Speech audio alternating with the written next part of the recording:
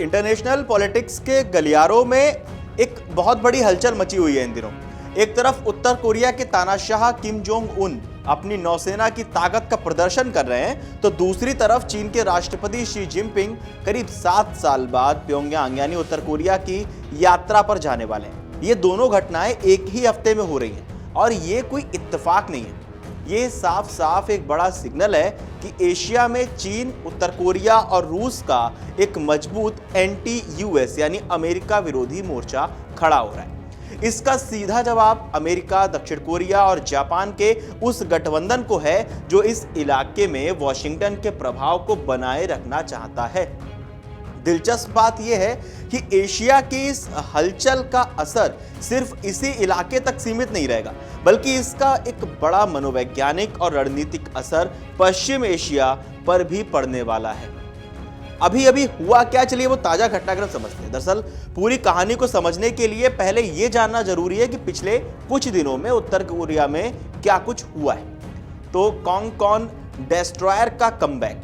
Kim Jong Un ने हाल ही में 5000 ton वजनी लड़ाकू जहाज यानी डेस्ट्रॉयर कॉन्ग के समुद्री ट्रायल्स का जायजा लिया। मजेदार बात यह है कि पिछले साल जब इसे लॉन्च किया गया था तो यह आंशिक रूप से डूब गया था।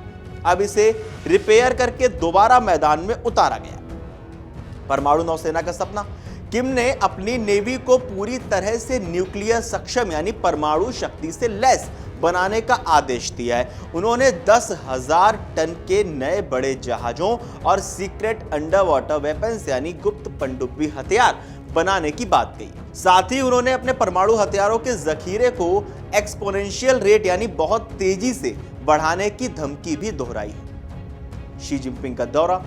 ये सारा शक्ति प्रदर्शन ठीक उसी वक्त हो रहा है जब चीन के राष्ट्रपति शी जिनपिंग 8 से 9 जून को उत्तर कोरिया की यात्रा पर जा रहे हैं। कोविड महामारी के बाद ये दोनों देशों के बीच सबसे बड़ा और सीधा संपर्क है। किम जोंग उनके इस शो ऑफ के राजनीतिक मायने क्या हैं वो समझते हैं। किम जोंग उन कोई भी कदम बिना वजह नहीं उठाते। उनके इस नौसैनिक शक्ति प्रदर्शन के पीछे 3 बड़े टारगेट हैं। रिपोर्ट्स के मुताबिक जो पहला टारगेट है वो है दुनिया को संदेश देना। रूस, चीन और अमेरिका के लिए भले ही दुनिया भर के डिफेंस एक्सपर्ट्स उत्तर कोरिया के इन जहाजों की असली ताकत पर शक करते हों, लेकिन किम ये जताना चाहते हैं कि उनके पास समुद्र से भी परमाणु हमला करने की क्षमता है।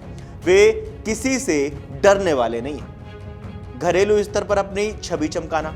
उत्तर कोरिया पर दुनिया भर के कड़े प्रतिबंध लगे हुए हैं, आर्थिक प्रतिबंध लगे हुए हैं, जिससे वहां की जनता भी परेशान है। ऐसे में किम घरेलू स्तर पर यह नैरेटिव भी बनाना चाह रहे हैं कि देखो, तमाम पाबंदियों के बावजूद हम एक मॉडर्न नेवी और न्यूक्लियर फोर्स खड़ी कर रहे हैं। इससे उनकी सत्ता और सैन्य छवि मजबूत भी होती है। ये सारी जानकारी हमें कुछ रिपोर्ट्स के माध्यम से मिली है। तीसरा जो पॉइंट है वो क्या है कि जिनपिंग के सामने क्लाइंट नहीं पार्टनर बनना। Kim Jong Un Xi Jinping के सामने सिर्फ हाथ फैलाकर मदद मांगने वाले एक लाचार देश की तरह नहीं दिखना चाहते। वे खुद को चीन के लिए एक स्ट्रेटेजिक एसेट के रूप में पेश कर रहे हैं। वे चीन को यह कह रहे हैं कि अगर आप मुझे अपनी टीम में रखेंगे तो मैं रूस, अमेरिका, जापान और दक्षिण कोरिया के खिलाफ आपके लिए एक बेहतरीन तुरुप का पत्ता साबित हो सकता हूं। जिनपिंग किम की इस मुलाकात की असली अहमियत क्या है, चलिए वो भी समझते हैं। दरअसल रिपोर्ट्स के मुताबिक चीन और उत्तर कोरिया के बीच एक बहुत पुरानी और इकलौती आपसी रक्षा संधि है। इस साल इस संधि की 65वीं वर्षगांठ भी है। इस माहौल में शी जिनपिंग का 7 साल बाद प्योंगयांग जाना बीजिंग के दोहरे गेम प्लान को दिखाता है। अब चीन का भी इसमें दोहरा गेम प्लान है। वो क्या है? रूस को बैलेंस करना। पिछले 2 वर्षों में यूक्रेन युद्ध के चलते उत्तर कोरिया और रूस बहुत करीब आ गए। उत्तर कोरिया ने रूस को सैनिक और हथियार भी सप्लाई किए। चीन अब प्योंगयांग जाकर यह जताना चाहता है कि उत्तर कोरिया का असली बॉस या की प्लेयर वही है, रूस नहीं।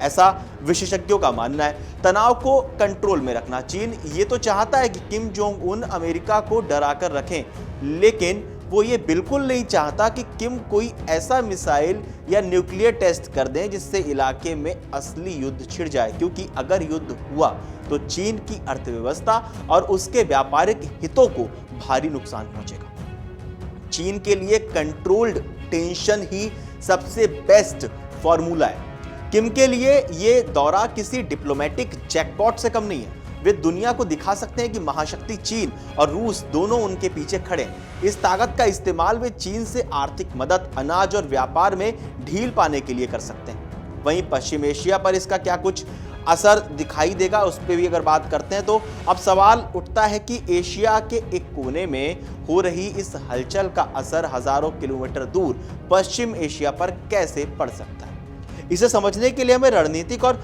मनोवैज्ञानिक कड़ियों को जोड़ना होगा। रिपोर्ट्स के मुताबिक, विशेषज्ञों के मुताबिक, अमेरिका पर दो तरफा दबाव।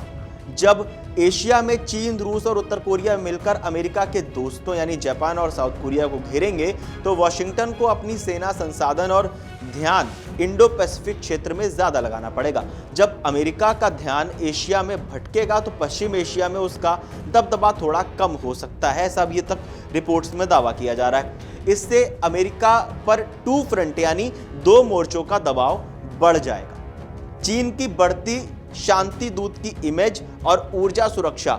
चीन आजकल मिडिल ईस्ट या पश्चिम एशिया में खुद को एक शांति दूत के रूप में पेश कर रहा है। ईरान इजराइल संघर्ष हो या गाजा जंग, चीन हमेशा अमेरिका और इजराइल के आक्रामक रुख की आलोचना करता है और सीजफायर की बात भी करता है। चीन की अपनी मजबूरी भी, उसकी ऊर्जा सुरक्षा यानी तेल और गैस और महत्वाकांक्षी बेल्ट एंड रोड इनिशिएटिव के लिए मिडिल ईस्ट का शांत रहना जरूरी है। चीन नहीं चाहता कि उत्तर कोरिया में तनाव इतना बढ़ जाए कि अमेरिका वहां पूरी तरह फंस जाए और खींचतान में पश्चिम एशिया में और ज्यादा आक्रामक हो जाए। चीन चाहता है कि अमेरिका दोनों तरफ उलझा रहे लेकिन कहीं भी युद्ध ना हो, ताकि चीन की मोलभाव करने की ताकत मजबूत बनी रहे, ऐसा विशेषज्ञों का कहना है।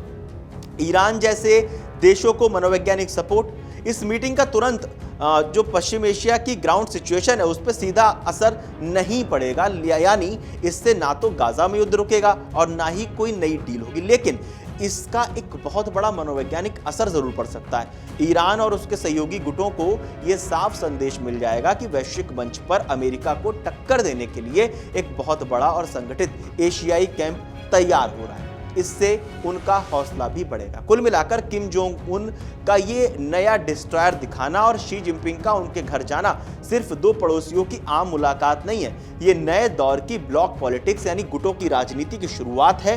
एक तरफ अमेरिका अपने दोस्तों के साथ खड़ा है तो दूसरी तरफ चीन, रूस और उत्तर कोरिया की ये नई तिकड़ी ये साफ कर रही है कि अब दुनिया एक ध्रुवीय नहीं रही।